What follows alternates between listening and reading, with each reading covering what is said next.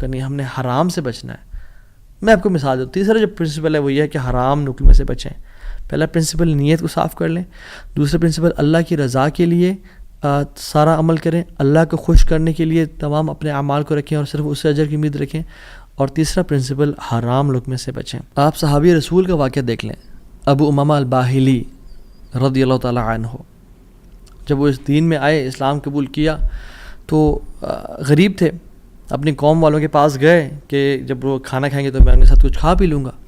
جب انہوں نے کھانا پکایا اور سرو کیا تو کھانے لگے تو دیکھا اس میں دم مسفوح پکا ہوا ہے. دم مسفوح وہ ہوتا ہے جب بکرے کو ذبح کرتے ہیں نا, یا دمبے کو یا اونٹ کو نہار کرتے ہیں تو جو خون نکلتا ہے نا, اسے لوگ اس میں شامل کر لیتے ہیں اور اس کو پکاتے ہیں.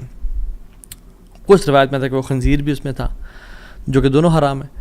تو انہوں نے شدید بھوک کی حالت میں سے ہاتھ بڑھایا اور دیکھا دم مسفوح ہے تو اس کو چھوڑ دیا اور کہا یہ ناجائز اور حرام ہے.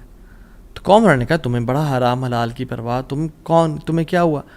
کہتے کہ میں ایمان لے کے آ گیا ہوں اللہ تعالیٰ پہ اور اللہ کے نبی صلی اللہ علیہ وسلم پہ. میں اسلام ہو گیا ہوں, میں نے اسلام قبول کر لیا اور میں مسلمان ہو گیا ہوں. تو انہوں نے کہا کہ اچھا ٹھیک ہے, بڑے تم آئے ہو نیک, جیسے آج کل کے لوگ کہتے ہیں نا تم بڑے مولوی ہو گئے ہو. تو نہیں کہا کہ تم بڑے مولوی ہو گئے ہو, تو تمہیں تمہارا دین مبارک ہو, بہرحال یہی کھانا تو یہ تم نے کھانا تو کھاؤ, نہیں کھانا تو نکل جاؤ یہاں سے. وہ چلے گئے, دور جا کے لیٹے, کہتے ہیں میں تھوڑی دیر کے لیے آنکھ لگائی اور بھوک کی شدید حالت تھی. تو جب میں نے حرام کا انکار کیا تھا, مجھے اللہ رب العالمین سے امید تھی, اس قادر قدیر سے امید تھی.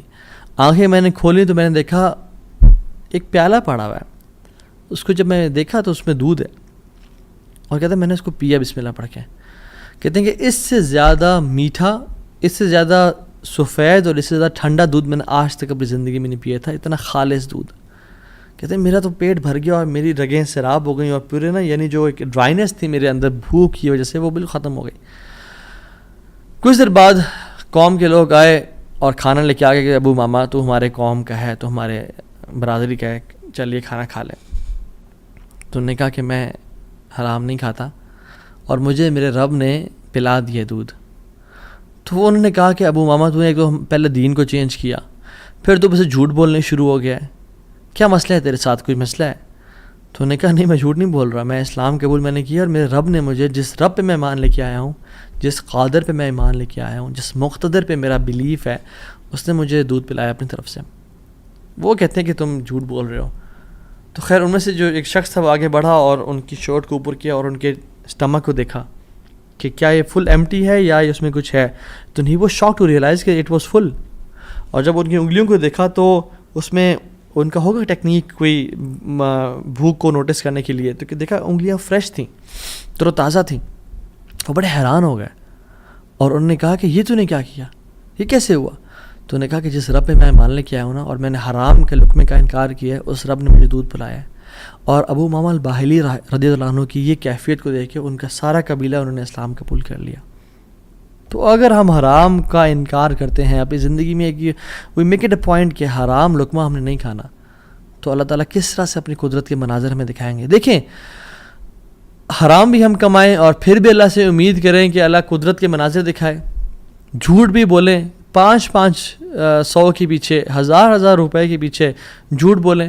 یہ کہیں لوگوں کو جی دیکھیں میری تو پہنچ یہ 1000 روپیز ہے, اور حالانکہ وہ پہنچ ہوتی ہے 500 کی یا 600 کی. تو بندہ کچھ پیسے کے لیے جھوٹ بولے اور پھر کہے اللہ تعالیٰ قدرت کے مناظر بھی دکھائے. عمل تو ہم پھر آن والا کریں اور موسیٰ علیہ السلام والا رزلٹ دیکھنے کی کوشش کریں. ایسا کبھی نہیں ہوتا. ہمیں اگر اللہ تعالیٰ کی قدرت کے مناظر اپنی زندگی میں دیکھنے ہیں نا, اور ہم چاہتے ہیں کہ اللہ تعالیٰ ڈائریکٹ انٹرفیئر کریں اور ہماری زندگی کو آسان کریں, تو ہم نے حرام لقمے سے دور رہنا ہے. کہہ دیں لوگوں کو کہ نہیں کریں گے ہم بینک کی جاب, نہیں کھائیں گے ہم سود, نہیں بولیں گے ہم جھوٹ. ہاں بھوکے مر جائیں گے لیکن ہم گناہ نہیں کریں گے, ہم جھوٹ, ہم حرام لقمہ نہیں کھائیں گے. 8000 پہ گزارا کر لیں گے, 15-20 ہزار پہ گزارا کر لیں گے, جتنی تنخواہ ہے اس پہ گزارا کرنا سیکھیں, لیکن حرام نہیں کھائیں گے. اور پھر دیکھیں اللہ تعالیٰ کس طرح سے آپ کے رزق میں, آپ کے گھر میں, آپ کے اہل و عیال میں, آپ کی زندگی میں برکتیں لے کے آتے ہیں اور مشکل سے آپ کو نکالتا ہے. ایک اور واقعہ بڑا فیمس اور اکثر لوگ چاہتے ہیں کہ ریفرنس بھی دیا جائے, تو کتاب الزہد کا ہے, عبداللہ بن مبارک رحمہ اللہ کی کتاب ہے, اور حلیۃ الاولیاء کتابیں بھی ہے, ابو نعیم الاصفہانی رحمہ اللہ کی کتاب ہے, اور سیر اعلام النبلاء میں بھی ہے, امام ذہبی کی کتاب ہے. ان تینوں کتب میں یہ واقعہ مینشنڈ ہے کہ حضرت صلہ رحمہ اللہ ان کا واقعہ ہے کہ وہ سفر کر رہے تھے اور سفر کرتے کرتے صحرا میں سفر تھا، تو انہوں نے جو راشن رکھا تھا وہ آہستہ آہستہ ڈپلیٹ ہو کے تو کم ہوتا گیا، حتیٰ کہ بالکل ختم ہو گیا. تو انہوں نے سوچا کہ میں کسی سے مدد لے لوں گا، کسی سے لے لوں گا. تو جب وہ آگے پہنچے تو دیکھا ایک شخص تھا، اس کے پاس یعنی کافی سے راشن تھا. تو انہوں نے کہا کہ مجھے کچھ دے دو. اس نے وہ کھانا سرو کیا اور دیا. تو اس کا جو بیسکلی روٹی تھی یا جو ایک پراٹھا ٹائپ کا تھا، اس کو پگ فیٹ سے پکایا ہوا تھا. اس پہ جو ایک جو بیسکلی جو فیٹ تھا وہ پگ کا تھا. جب ان کو پتہ چلا کہ یہ اس میں سور کی چربی کا استعمال کیا گیا جو حرام ہے، تو انہوں نے اس کا انکار کر دیا. آگے گئے، ایک اور شخص ملا. وہ بڑا کمزور اور ویک سا تھا اور تھوڑا سا اس کے پاس مال تھا. تو انہوں نے کہا میں کھا لوں اسے. تو انہوں نے کہا دیکھو تم میرے مسلمان بھائی ہو، تم کھا تو لو لیکن مجھ پہ ظلم نہ کرنا.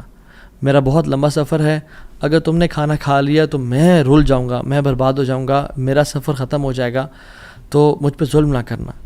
تو انہوں نے اس کو بھی چھوڑ دیا، حرام کا لقمہ چھوڑا، ظلم کو چھوڑا. اور کہتے ہیں میں آگے جا رہا تھا تو اپنے گھوڑے پہ سوار تھا اور بھوک کی ایک مدہوشی تھی. تو کہتے ہیں پیچھے نا مجھے ایسے محسوس ہوا کہ کوئی چیز گری ہے. میں نے دیکھا ایک پیچھے تھیلا سا مجھے نظر آیا. میں گھوڑے سے اترا اور پیچھے جا کے دیکھا تو وہ ایک سفید کھجور کے پتوں میں لپٹا ہوا ایک تھیلا تھا، جس کو جب میں نے کھولا تو اس میں تازہ اور بے موسمی کھجوریں تھیں، جو کھجوریں اس سیزن میں ہوتی نہیں تھی پیدا.